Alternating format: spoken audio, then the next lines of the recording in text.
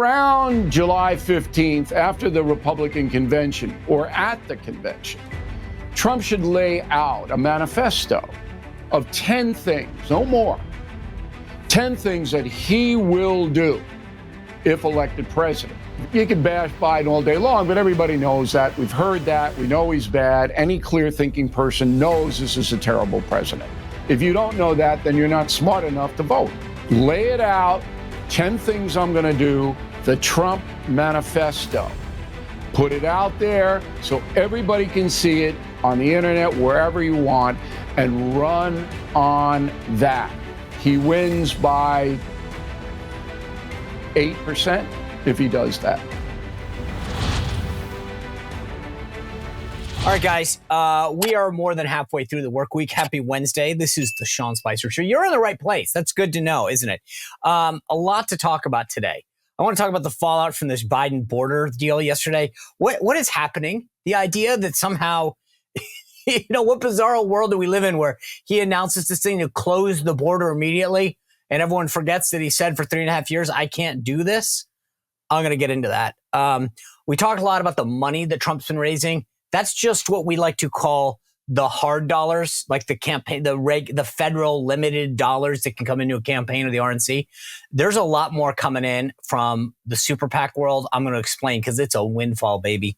And then I want to talk a little bit about Hunter Biden, because this is crazy how this thing is playing out. For a variety of reasons. And this is only about the gun charge, by the way. This is what's happening in Delaware. I'll break that down. And then the other thing is I want to talk to you guys about words and messaging, because when you actually stop and think about it sometimes, what's happening in society, the idea that you can't question a boy being a boy and a girl being a girl and what a recession is. I mean, think about this. Remember, a recession up until a year ago was 2 quarters of negative growth. Now it's like you can't say that because apparently we need to have like whatever a recession's pronouns are. I don't know, but suddenly we just keep redefining stuff to suit the left and success for the left, because as soon as Biden hit 2 quarters, well, that's not a recession. And I want to talk to you a little bit because it's more pervasive than what we've seen before. And as we head towards the election, I think it's going to get worse. So a lot to break down. Before we do that, I've been telling you about all the crazy weather that's been going on here. And I think that we're going to see a lot more in the summer months. I worry. I got kids. I worry about the power going out. And usually if the power goes out here, it's, weather related. It's for an hour or two, but we've talked a lot about attacks on our power grid. And as the challenges, and let's be kind, they're not just challenges, Russia, China, North Korea, Iran, attacks on our power grid potentially grow, you better be ready. And you think about what not having power for an hour or a day or a week would look like. I think I mentioned this a few years back. We didn't have it for almost a week. And I'm running back and forth, getting gas. There's one gas station that was open, then filling up the generator every few hours and whatever, no more. I went and got a Patriot Power Generator 2000X. You can too. Go to 4patriots.com/Spicer, get your own. Because when it happens, the cool thing is the Patriot Power Generator, instead of that whole issue of running back and forth and filling it up and gas and fumes and noise, you can take a Patriot Power Generator, bring it in your house. There's no noise, there's no fumes, because it runs off a solar panel that comes free with it. So all you do is put that solar panel out, and we're talking hours and hours of runtime and the big stuff, the refrigerator, the computer, medical devices, phones, all those things. If you have a family member that has a medical device, this is huge for you, or a kid that needs power for some reason, a phone, a tablet, and believe me, without power, you're going to want something. Get the Patriot Power Generator 2000X. Go to 4patriots.com/Spicer. Get ahead of the curve.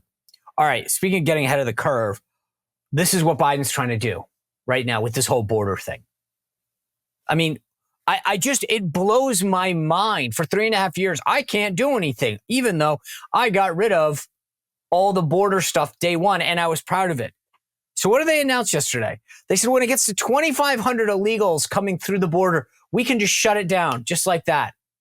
Hello? Then why haven't you done it? Of course, he didn't take any questions. But where is I know that every once in a while, if you watch the show, I feel like I cannot believe how exacerbated I get this. What is the press corps? They talk about state television when it's the right wing. This is a good policy, Mr. President. You guys for 3.5 years have done nothing as millions of people have come into this country illegally. And suddenly it's like, oh yeah, there was a switch here all along that we could have just thrown. This is insane. Under the order, this is quoting Axios, which takes effect immediately, migrants who illegally cross the border will be largely blocked from asylum and could face fast-track deportation. What? Those are called the Trump policies. And the left is losing their mind. How dare you do this? You promised an open border where anyone could stream in. This is them basically going, oh my gosh, we're getting screwed in these swing states. But make no mistake about it. It is just for show. This isn't real. This is just so that it's a talking point so that they can say that they're doing something. That's it. This is not real. All right. I want to talk to you a little bit about Hunter Biden. So remember, this is just the gun charge. Why are we talking about the gun charge? Well, because he had all these tax charges and all this other stuff that was going on. And he had a nice deal with a big, pretty bow on it. Here you go, Hunter. You don't have to do anything. You can pay a fine. You won't face any charges. And he blew it up. The judge was like, no way. This is insane. This is, remember, because the left is saying, this is Biden's Justice Department going after him just like they went after Trump. No. There was a sweetheart deal on the table. All he had to do was say yes. Hunter blew this up. Hunter blew it up. And the DOJ was like, oh God, what do we do now? They had to do this. So for anyone on the left that's saying, see, it's equal. We go after both sides. Even the president said they didn't want to do this. He forced their hand. This wasn't supposed to be this way. Hunter was supposed to skate by under a remediation program and then have it expunged from his record. So again, let's just be clear about that. Then let's get to the issue at hand. He bought a gun. And on a federal firearms application, it says, are you addicted to any illegal drugs?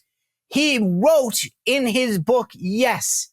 Yesterday, during the first day of the trial, they literally played him in his own audiobook saying how often he was doing drugs and that he was addicted. Therefore, it's a lie. Now, they're going to argue, well, he was high on drugs, so he couldn't lie about, or he couldn't actually be truthful about being high on drugs on a form. They're going to try to get out of this. And remember, this whole thing's in Delaware. This is literally like the opposite of Trump. Trump has to go to Manhattan and face 12 people who hate him. Hunter Biden is going to a place where his dad's been in elective office for half a century and loves him. This is a layup. I mean, you couldn't have two extremely opposite cases. One, a setup where he had no idea what the charges were. The other one where it's like, dude, we were giving you a sweetheart deal, and now we're literally going to have the case in your backyard where everyone loves you. That gun ended up in a trash can by a school. Where are the Democrats in the media that after every shooting talks about banning guns and being more stringent? How did this person get it? Why is there no concern about how Hunter Biden got a gun? Because he lied. He lied on a federal firearms application. He's one of those people that the Democrats talk about not being able to purchase a gun. And yet here he is with a gun that gets thrown out by a high school. Hey, let's not talk about him, though. We'll go after the other law-abiding people. What is the president's son? You're silent? Just remember this the next time there's a shooting and all these people talk about this. Same guy who didn't pay his taxes. What do Democrats do? They go after people who don't pay their taxes. They should pay the rich should pay their fair share. Not if you're the president's son and you've been grifting off of him selling international access. No problem. We should ban guns. We should make it stricter unless you're the president's son. We should have a stricter background check unless you're the president's son. And let's be clear, it's not just any president, it's Biden. This is unreal how this all works. And look at this. Joe Biden shows up for the first day and they're all embracing him. He's got an addiction problem. Now, again, I have no problem being sympathetic to people who have problems with addiction, and I hope they get the help they need or mental health issues.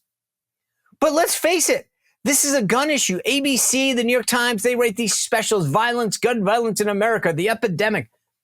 Not one of them has talked about this.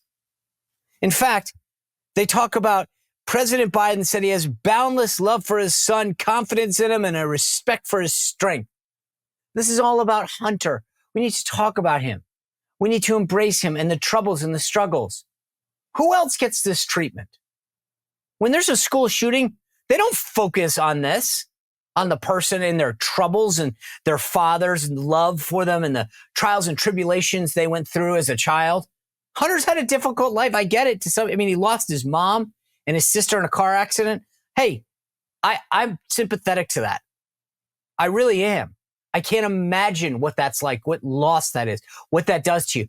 I feel bad. But the same Democrats don't seem to have any love or concern for anyone else when they want to take the rights away of law-abiding citizens. No one's talking about the gun charge in this. In fact, they're talking about the holes in the strategy and the appeal process and all. They're dying to get this guy off. This is the exact opposite of what President Trump went through. And when you hear the leftist media talk about this, because suddenly they say, oh, Republicans now care about the rule of law when it comes to Hunter. No, I've cared about it the whole time. What have we actually said about Trump? That he didn't get a fair trial. That's being critical. There's nothing wrong with that. Everyone's saying we got to go through the appeal process. Even President Biden did this. He said that Trump has a right to exhaust his legal remedies. That's right. That's actually going through the legal process, respecting the rule of law, talking about the judicial process. This isn't undermining it. Is it fair? The same way that Dan Abrams from ABC News, Michael Smerconish, and Ellie Honig from CNN questioned the validity of a judge who made contributions? Yeah, this is a problem.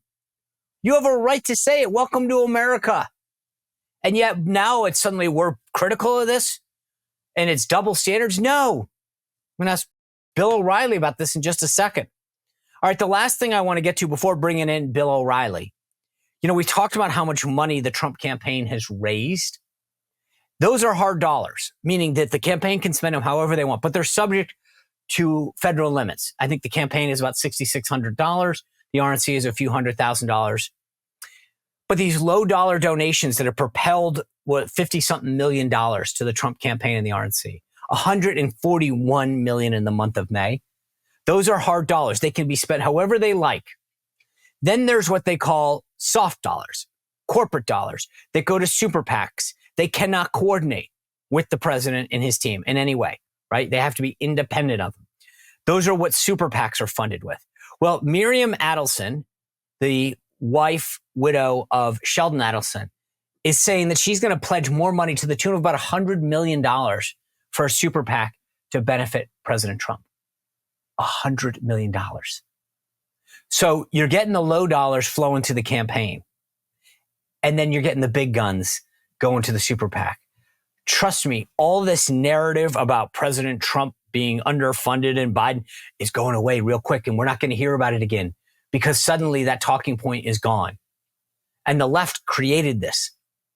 Just remember that, though, because suddenly it's going to be gone in a second. No more we will talk about money in this campaign. In fact, soon it's going to be Biden's behind and, Trump's got all this dark money coming into the campaign because the narrative's going to flip. As soon as Trump benefits from it and he's doing really well, which he is now, the media is going to figure out how do we now talk about how this is evil and bad.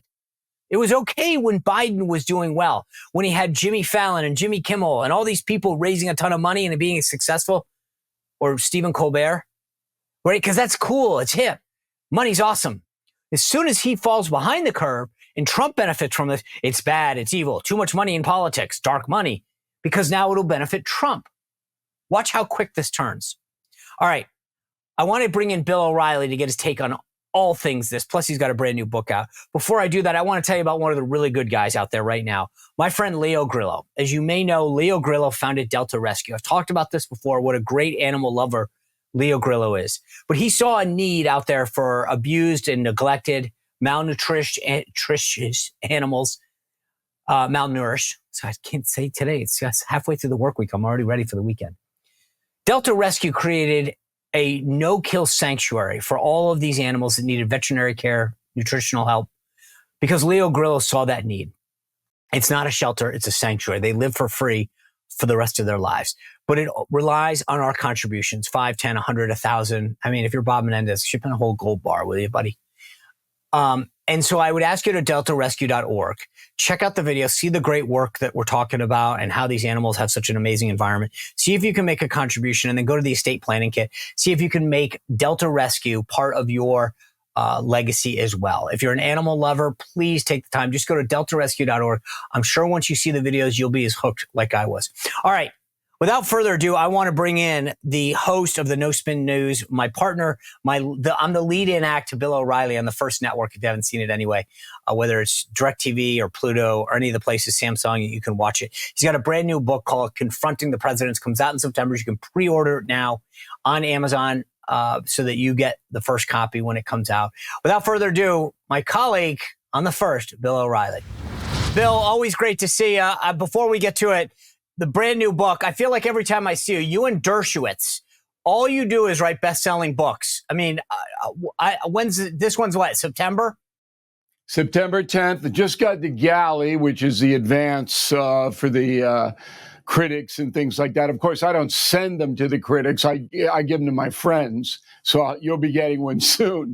I was going to say, I'm going to keep going to the mailbox. Yeah, we'll definitely get you one soon. But whatever I do, the critics aren't going to like it. So why would I send them a free book? I mean, that's insane. I know. It's funny you brought this up. Obviously, when I wrote my first book, they started giving me this list of people I wanted to send the books to. These Washington Post and New York Times. And I was like, why are we sending them a book that they're going to criticize?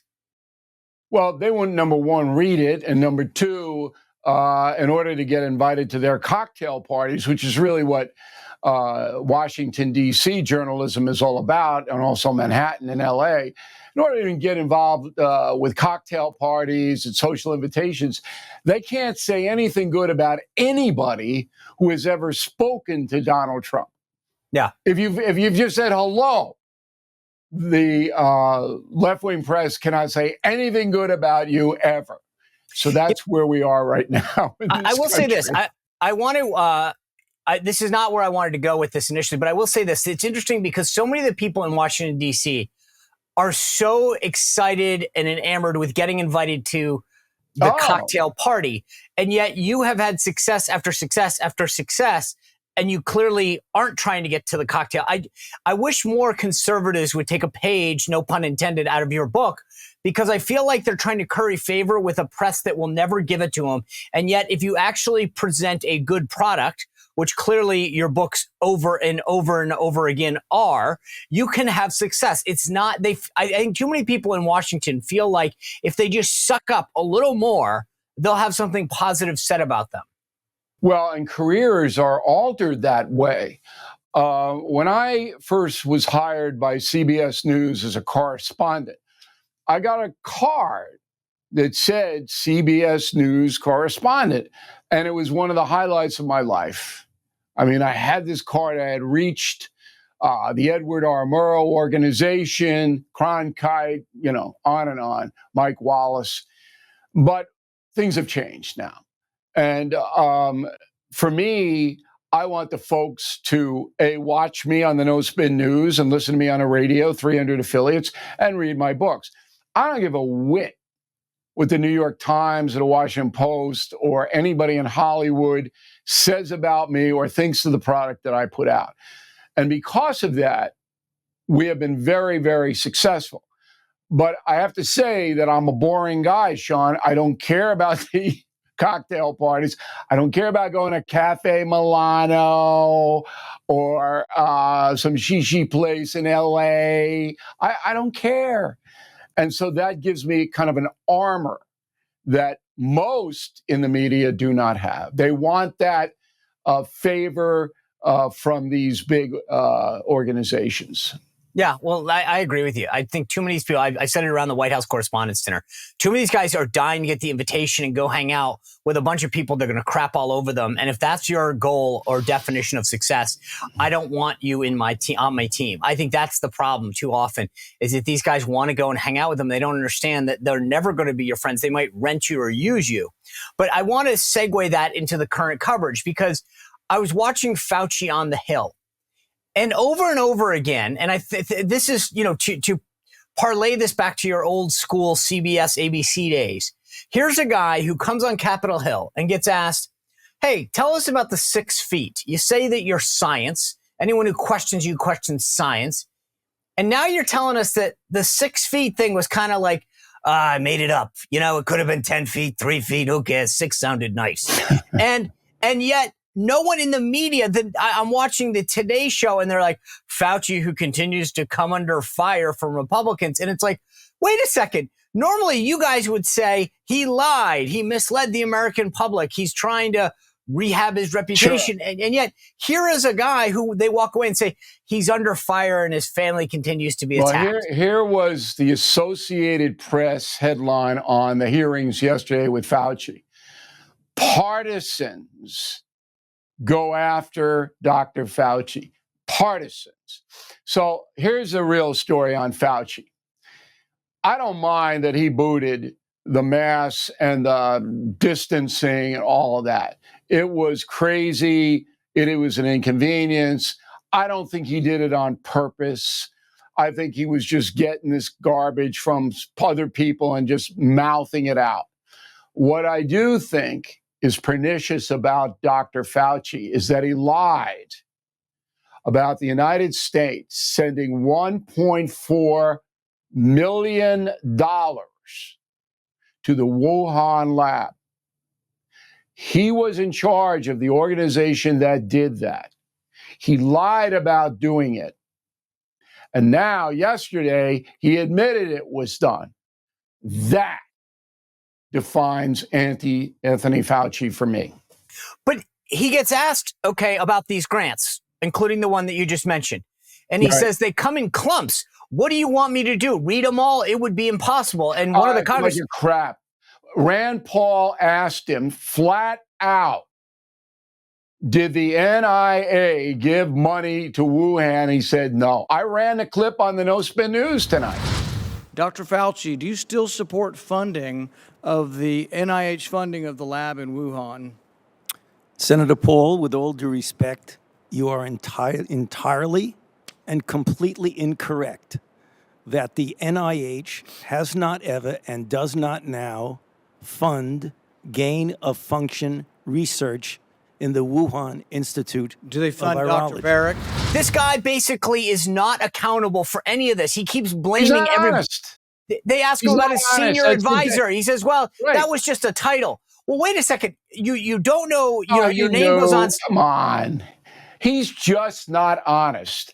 And when you get into the public service arena where the taxpayers are paying you, the most important thing you owe them is to be honest. Look, dude, you're talking to me, Bill. I'm the guy that I could literally, every time something came up, Spicer lies. He's, And yet here's Fauci. I never got to send any money to a country. I just stood in front of a podium. And here's a guy who lied, the consequences of these actions will affect multiple generations of Americans. Small kids didn't graduate from college. They were masked. They don't have the developmental skills that most Americans did growing up. And yet I'm the liar and this guy's a partisan. I mean, being attacked by partisans. Give me a break. The good news is, Sean, that he's through. Now he's an older guy. He's on the sunset anyway. But Anthony Fauci's reputation, done. And nobody's going to be able to save him. All right, so let's move on to this Biden border deal. Again, maybe we start from the context of the media. This is a guy who over and over again for 3.5 years, first of all, he kicked off his administration by saying how proud he was to repeal 94 Trump actions to open the border up. Then he said for 3.5 years, I can't do anything about it. I need Congress to act. And then today he says, hey, guess what I can do? I can close the border like that. Right, And no right. one says, wait a second, you're the same guy. No, he's getting worked over in the conservative media, as well he should. But here's how bad it is. Here's how bad this guy is. Biden is the second worst president in our history, okay? And then I'll explain that in this book. James Buchanan, the guy who totally booted the Civil War, is the worst. But Biden comes in, all right, and he knows that the Trump administration has migration contained through the Remain in Mexico policy. He knows that. Everybody knows it because the stats from Homeland Security say about 800,000 crossed over in 2020. Okay. Now the number is 5 million a year, whatever it may be. Okay. So he knows it and he destroys it anyway. And he watches the destruction for 3.5 years, as you just pointed out. And he does nothing. He blames Trump, which is absurd.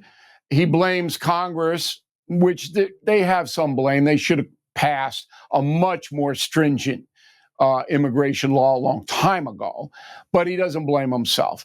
Then he gets out today, and if you watch it, it was painful to watch Joe Biden behind that lectern. After weeks of intense negotiation between my staff and Democrats and Republicans, we came to a clear bipartisan deal. It was the strongest border security agreement in decades. But then Republicans in Congress, not all, but walked away from it. Why? Because Donald Trump told them to. Number one, he was slurring his words all over the place. You could barely understand him. Number two, he had prompter stare, the teleprompter. He's like this. He clearly doesn't know what he's saying, all right, even though he probably rehearsed it 10 times. And number three, he walked off the stage like a 2-year-old child. I mean, if you watch, because this is my job to report on him, all right? And he could barely get off that stage. And of course, answered no questions on arguably the most important item in the election this year, illegal immigration and the unintended consequences of it. He answers no questions. That's insulting to every single American. Hey, stand there and answer some questions. What's wrong with you? And I could go on for an hour about what's wrong with Joe Biden. But if you're still thinking about voting for him, I don't care whether you hate Trump 80 different ways. You're voting for catastrophe if he gets another 4 years. What would it take for Biden to overcome Buchanan in your book as the worst president?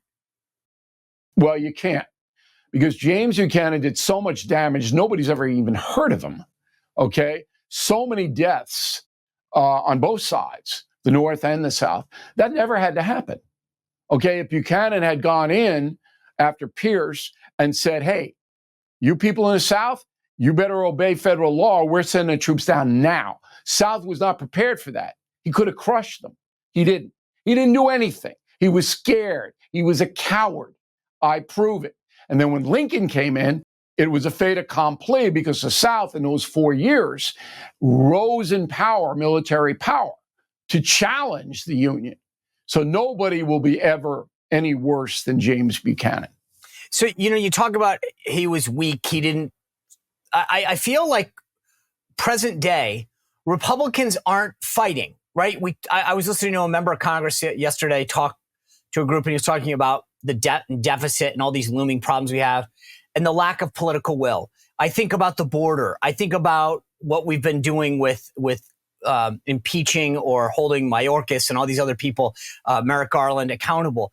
And I feel like it's a lot of talk and not a lot of will on the Republican Party side. The leaders on Capitol Hill are willing to have the hearing, and then they cower and they go, oh, okay. I mean, the most basic things, the only thing they've ever done this year that I actually will give them credit for is the TikTok ban. And even that, I thought they were going to cower for. But basic spending. Trump's on TikTok. Look, the reason that the Republican Party, there are two reasons that it's not as effective as the Democratic Party. Number one, the Democrats are 100% behind the progressive movement. Very little moderate. Manchin just quit. He was a moderate. He couldn't take it anymore. So the Democrats are in. The Republicans are divided between Republicans of tradition, which you are, okay, and then the new Republicans who are bomb throwers. And the bomb throwers are the ones that get all the attention by the press, and that's intentional, okay? Because the corporate media, the corrupt corporate media, wants to portray the Republican Party as radical rightists, okay? We just want to blow up everything. But what's happening now is the Republican Party senses, the leaders of it, okay, sense they could win across the board in November. So they don't want to do anything controversial or to get blown up.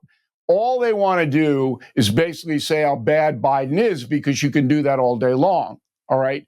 And hope they get power in November, which is possible. So that's their strategy now. But do you think, I guess my point is, I think there's a little bit of a blend. I want to see, yes, I'm traditional. I embrace that. But I also feel like I want to win. And I feel like I ask these Republicans time and time again. I'll give you an example.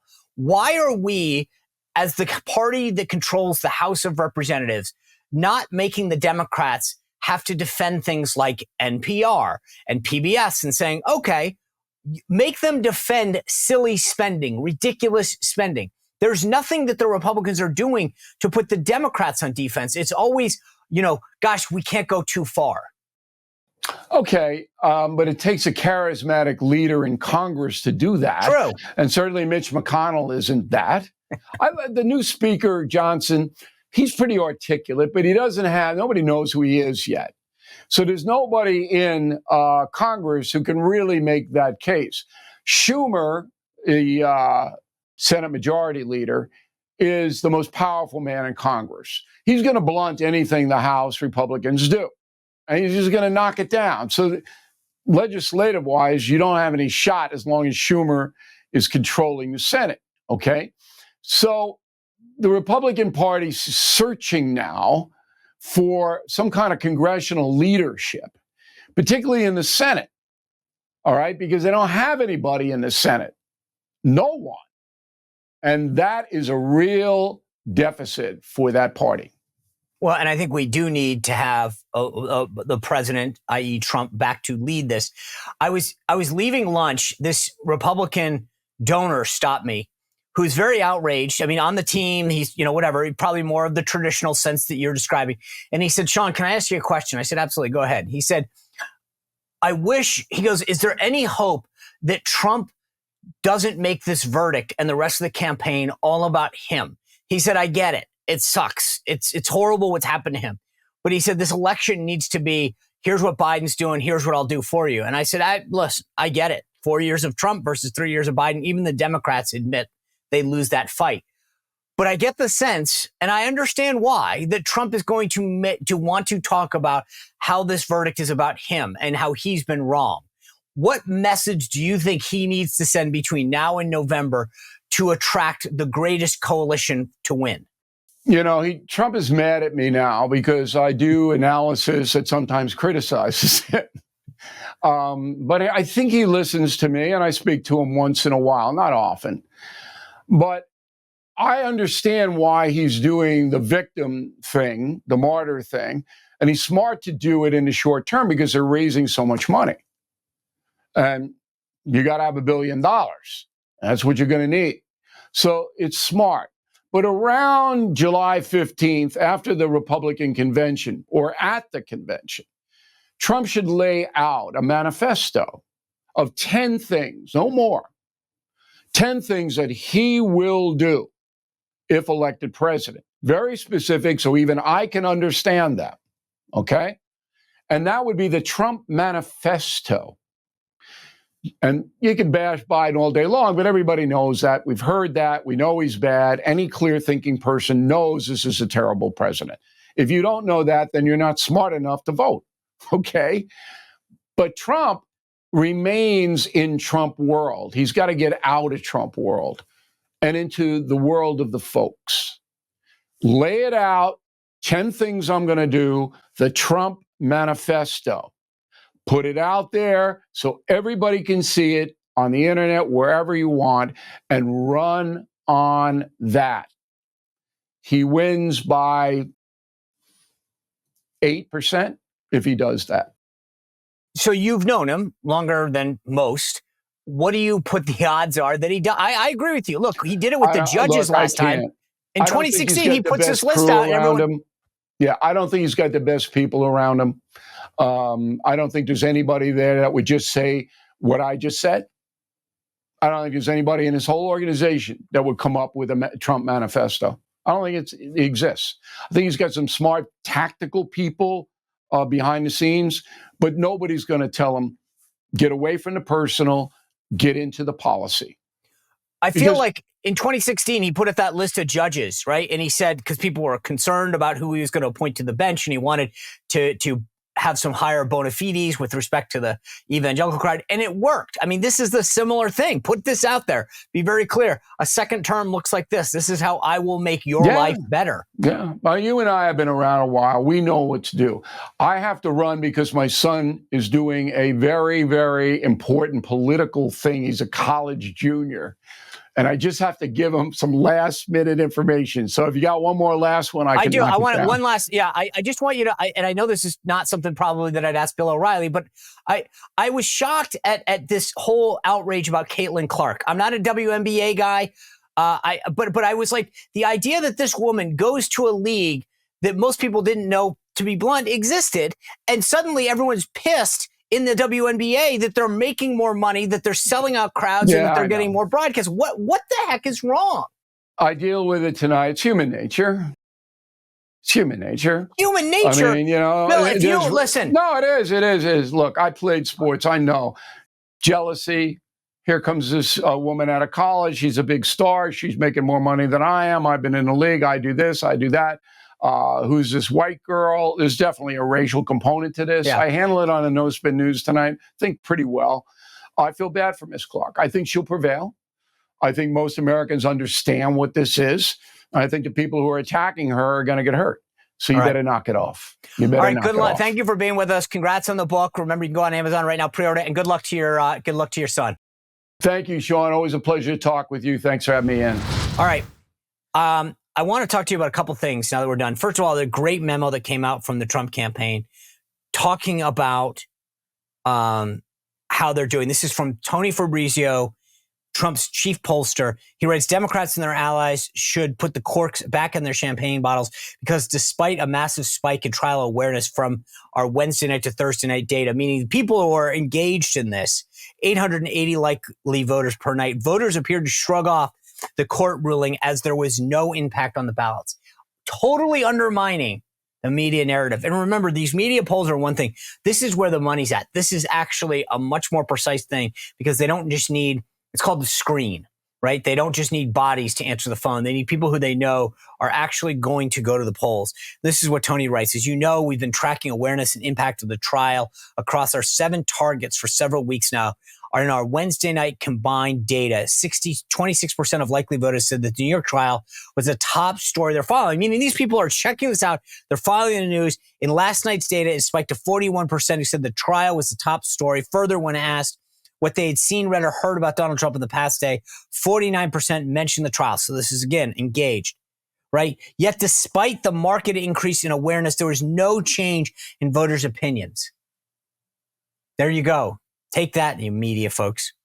Anyway, this is important going forward because that's not what the media perception is. Now, remember, this doesn't mean that we can take our foot off the gas. We have a long way to go to the election, a lot more happening. And I just want you guys to be aware of this because the media is going to try to spin how this race is going to, they've been dying to say, well, when he's a convicted felon. And I'm going to talk about that in just a second, about how words matter. But I want to tell you about one big blow up that's happened in Washington that went below the radar for a reason. The Washington Post is in free fall, folks. No surprise here. These guys in the media keep asking for a bailout. They say, oh, well, the media needs to be funded and we need to help prop it up. Here's the problem. This is supply and demand. Your product sucks. No one wants to buy it. You're a bloated organization with too many liberal journalists that sit around and write a story a week. They're leftists. No one likes what's being read. And so it's failing. So the Washington Post new publisher canned the executive editor. Her name is Sally Busby. Canned her. And literally, she got walked out. I mean, it was brutal.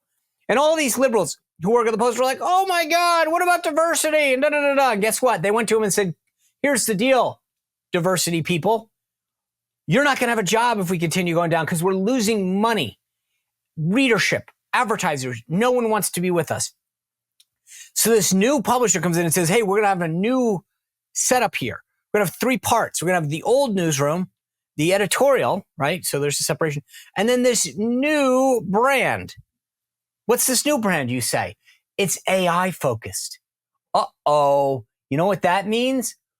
Bye-bye, journalist. We're replacing you. This is exactly what the whole Hollywood strike was about. The SAG-AFTRA strike that went on. These guys are afraid of being striked. Well, guess what? Here it comes to the newsroom. The model's unsustainable. And guess what's going to happen? You're going to see the new model, the AI focus, suddenly push out the old bureaucratic, deadbeat reporter people who aren't writing what people want to read. This is the future.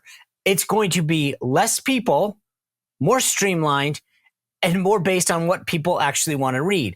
I'm telling you, this is going to be interesting. But I want to read you kind of the readout. It said, following last night's stunner, that Sally Busby is stepping aside. Stepping aside. Bye-bye. Get out. Matt Murray, former Wall Street Journal editor-in-chief, and Robert Winnett of The Telegraph, the newsroom held a meeting to discuss this. They brought in these new guys and said, hey, we're going to divvy it up. We're going to have everyone focused on it. This is bad news bears, man. I'm telling you, the Post knows what's happening, and everybody's freaking out. I'm just telling you, watch what happens, because it's not just the Washington Post. The rest of these guys, boom, boom, boom. The dominoes are going to continue to fall in journalism. All right. At the beginning, I told you guys I wanted to say something about how words matter. This is particularly important when it comes to the Trump case. Everyone keeps talking about the appeal, and I care about the appeal. I think Donald Trump will get off. But make no mistake about it, it's not happening before the election. It's not. I'm no lawyer. It's not going to happen. This was never about the conviction. This was about the moniker, the bumper sticker, the words. Biden held a fundraiser earlier this week, and he said right off the bat, Trump's a convicted felon. This is about that. This is about campaigning and being able to say, I'm running against a convicted felon, convicted felon, convicted felon, the media, convicted felon. The words matter. This was never about the facts. This was never about the appeal and whether he'll ultimately get off. He will. It'll have to go to the Supreme Court, I think, after the New York Appellate Court and on that limited cases that are means that we talked about. This was always about being able to say convicted felon. I'm telling you, watch this. It's as if he robbed a bank or murdered someone. That's who I think of when I think convicted felon, not some dude who manufactured a ledger in his own company to write legal expense to his lawyer. There's a reason that's a misdemeanor, because it's not in the same category as somebody who robbed a bank or carjacked somebody or murdered somebody. Those are convicted felons. We all know that. They just needed to be able to use that when the campaign came up. Understand that. This is critical. The same way that they talk about everything else. A jury of his peers convicted him. Really? What peers do you know that have 95% that hate you? That's what New York's Manhattan is, right? They talk about this as if it was a neutral location. This was a branding exercise to influence the election. Plain and simple. We want to be able to call you a convicted felon by a jury of your peers. It was a branding exercise to influence the election. This is unbelievable. And now, as I said earlier, they want to brand all of us as extremists for undermining the rule of law, attacking the judicial system. Nothing could be further from the truth. Do I have a right to question it? Yes. That's America. That's in our Constitution, in our First Amendment. Questioning it. But as I said earlier, we're going to go through the process. He's going to appeal it. He'll go to the Supreme Court if he has to. That's the process. That's not undermining the rule of law. But this is all about branding us crazy and branding him. Axios wrote a story saying America's seething right, a profound sense of rage and an insatiable thirst for revenge is permeating virtually every corner of the Republican Party in the wake of President Trump's historic conviction. Trust me, the words and phrases are for a purpose, and we need to understand that. Same reason it was called a hush money trial. It wasn't a hush money trial. It was about business expenses. It had nothing to do with Stormy Daniels or Michael Cohen. It had to do with whether or not it was put in the ledger correctly. but they wanted to brand it a certain way because it all has negative connotations. We see that over and over again, but you're going to see it more and more, and I want you to be aware of it. All right, we've got a great panel discussion on Thursday coming up to break down it all. And then Friday, I promise you, Carrie Lake is here. Continue to ask her how this border stuff is playing out. Continue to subscribe. Go to YouTube, Rumble, Spotify, iTunes, iHeart, wherever you get your podcast, and we'll see you back here tomorrow. Well, if you enjoyed this content, make sure to like this video, subscribe, and click the notification bell to get more.